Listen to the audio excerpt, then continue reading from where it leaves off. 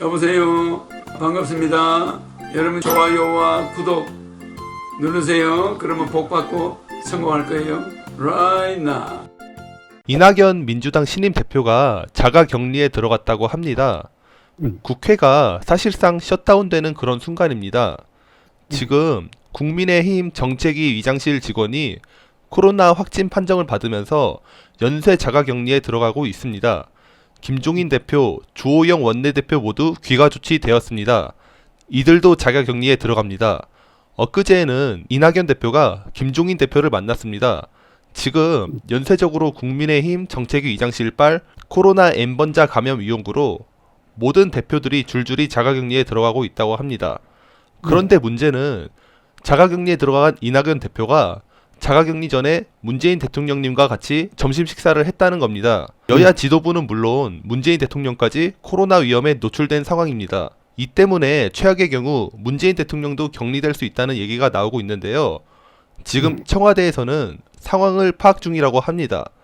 만약에 대통령이 자가격리에 들어가면 앞으로의 국정 운영에 차질을 빚을 수 있는 등 앞으로 큰 문제가 발생할 수 있는데, 이런 상황에 국회가 어떻게 해야 이런 어려운 국면을 지혜롭게 해결할 수 있을지, 또 현재 청와대에서 무슨 일이 일어나고 있는 건지 허경영 총재님만의 의견을 듣고 싶습니다. 대통령은 자가격리하면서도 일을 할 수 있어요. 국정 공백이 있는 게 아니에요. 응? 지금 현재 우리가 지금 경제가 어렵다. 대통령이 지금 뭐 여러 가지 뉴딜이나 뭐 이런 걸 하려고 하잖아요. 또 내가 몇십 년 전에 뉴딜 이야기를 했죠. 우리나라 뉴딜 해야 살아난다고. 네, 맞습니다.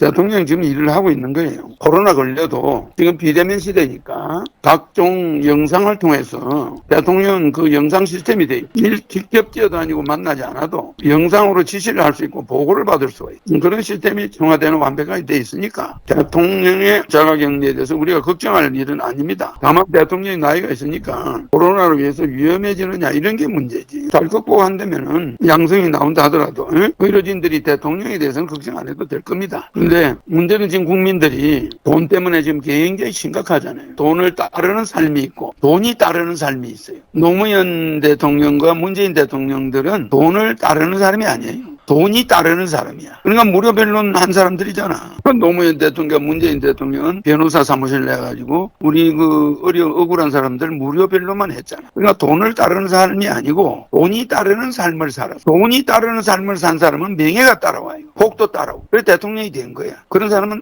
쉽게 병에 걸려 죽지 않아요. 그 사람들은 생존을 위한 기본적인 물질은 가질 수 있었겠지만은 물질에 특별한 애착이 없는 사람들은 큰 병이 걸리지 않아요. 나는 그들이 물질에 크게 애착이 없는 사람이라고 봐요. 돈 버는 재주는 없어. 그러니까 우리나라 경제가 조금 뭐 어려움이 있겠지만은 그 사람들은 어떤 물질에 애착이 없으니까 큰 병이 걸리질 않아. 그래서 지금 국민들은 그러나 중국에는 신이 없지만은 신이 있다고 그래. 그게 무슨 신이에요? 중국 사람에서 안 통하는 게 없는 그런 게 있어. 그런 신이 있어요.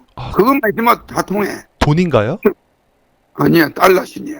아, 네네. 달러 신. 달러만 있으면 안 되는 일이 없는 거야. 뭐 고위 간부든 뭐든 달러만 주면 그냥 이게 통하는 거야. 안 되는 허가도 되고. 그만큼 중국의 신은 달러라는 거야. 달러 신이 있어. 그건 그만큼 살기가 치열하다는 거예요, 중국이. 살기가 돈 때문에 고생하는 사람이 많다는 거 아니에요? 근데 지금 우리나라 사람들이 얼마나 지금 어려워요. 돈은 목적이 되어서는 안 되고 하나에 살아가다 착하게 살다 보면 결과일 뿐이야. 그러나 신과의 유일한 라이벌이 돈이야. 허경영과 유일한 라이벌이 돈이야. 허경영을 신인을 택할 거냐 돈을 택할 거냐, 그런 사람들이 돈을 택해요. 그렇잖아.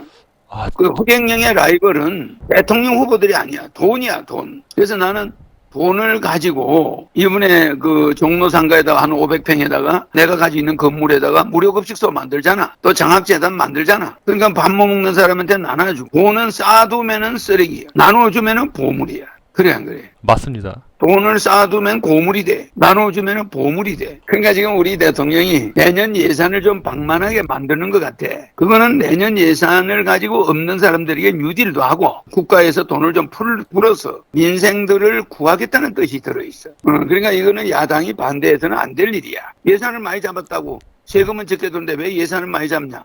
나라가 적자가 나더라도 국민들을 살려야 돼. 그래서 예산을 많이 잡아서 그 예산이 올바르게 쓰인다면은 당연한 일이에요. 예산 많이 잡은 건 나쁘지 않아요. 아, 그렇군요. 그럼 지금 대통령 청와대 앉아서 뉴딜도 할 수 있고 이런 정책을 국민들에게 이렇게 물질 때문에 죽어가는 국민들 이건 기본 생활이 안 되는 거야 지금. 그렇잖아. 맞습니다. 여기에 대해서 뭐 청와대에서 화상 통화로 예. 모든 공무원들과 통화할 수가 있어. 대통령 무슨 일이든지 지시할 수 있고 할 수 있으니까 지금 정치인들 지도자들과 달라요. 그렇기 때문에 대통령의 지금 그거는 대통령이 혹시 들어누우시면은 우리 지금 어려운 사람들 문제를 직접 해결할 수 없지 않느냐 이런 걱정을 하는데 그거는 잘못이야. 그래서 나는 뭐 저 대통령이 돈 버는 기술자는 아니지만 국민들을 어떻게 해서는 잘 먹이겠다는 그런 집념이 강한 사람이에요. 그러니까 좋은 대책을 세워서 이 코로나 난국을 좀 헤쳐나갈 걸로 봐요. 그 개인의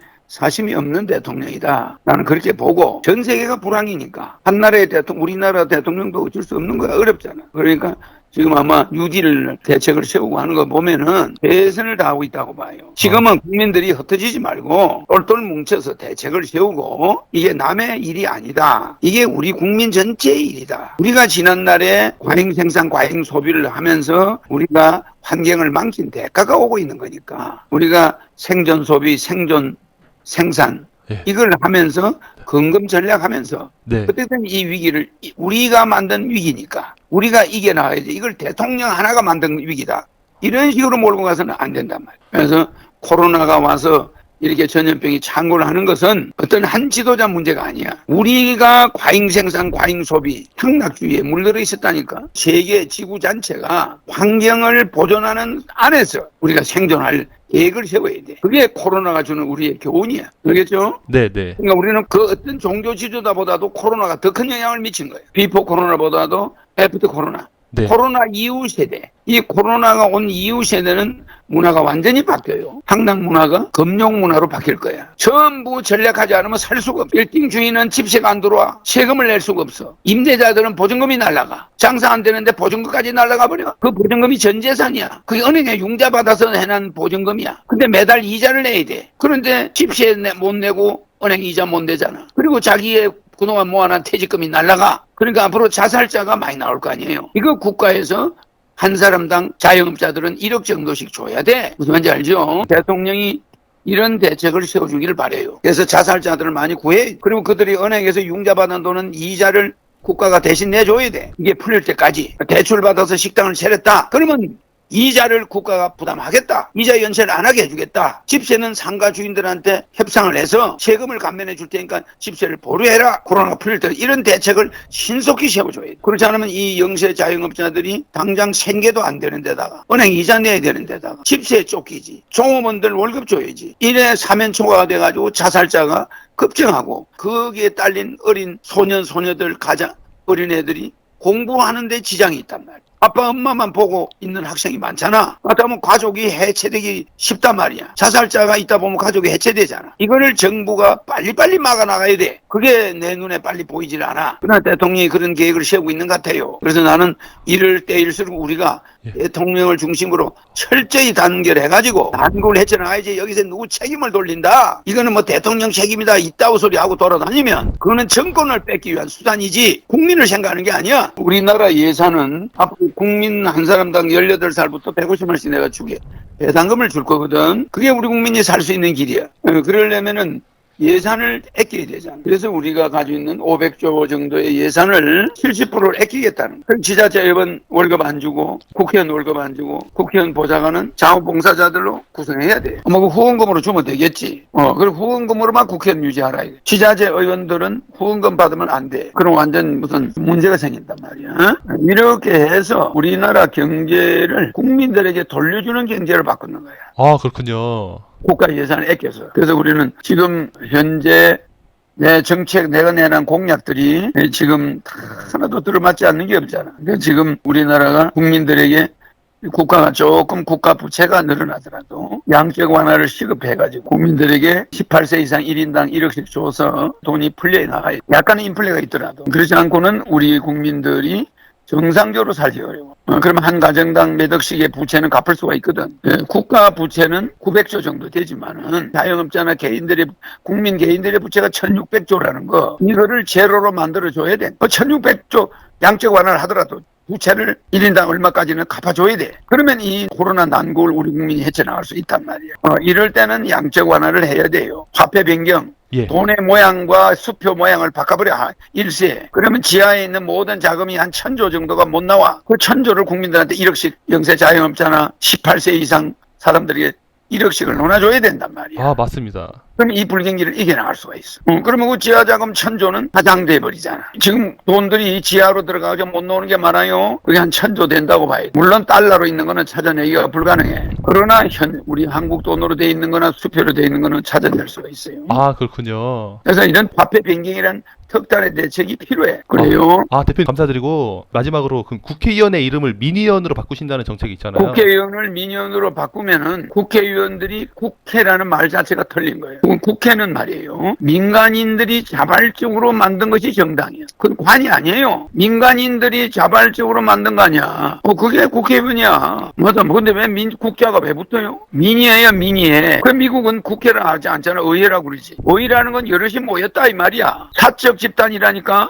정부는 공적 집단이야. 국회는 사적 집단 아니야. 사적 집단이 공적 집단을 가지고 놀아. 그게 중국의 공산당이 마치 중국 정부를 가지고 놀잖아. 그건 공산주의에서나 있는 거야. 맞아요. 북한에 당 서열이 있잖아. 당이 정부를 가지고 놀아. 그게 북한과 중국이야. 어떤 사적 정당이 말이야. 정권을 가지고 노는 거야. 그건 공산주의에서나 있는 거지. 민주주의에서는 국회라는 이름을 쓰면 안 돼요. 영국 의회라고 그러지. 영국 국회라고 그래요. 국가가 그 회의를 모집하는 게 아니고 의회. 국민들이 회의를 만들어 놓은 거야. 그래서 국가는 공적 정부와 사적 국회가 대립하고 있는 게 국가야. 견제를 하는 거야. 사적 집단이 공적 집단을 견제하는 게 국회란 말이야. 의회란 말이야. 의회. 국가에서 하는 건 국회지. 예. 민간인들이 모여서 사적 집단이 만든 건 의회라니까. 전 세계에서 국회라고 말을 쓰는 나라 없어요. 응?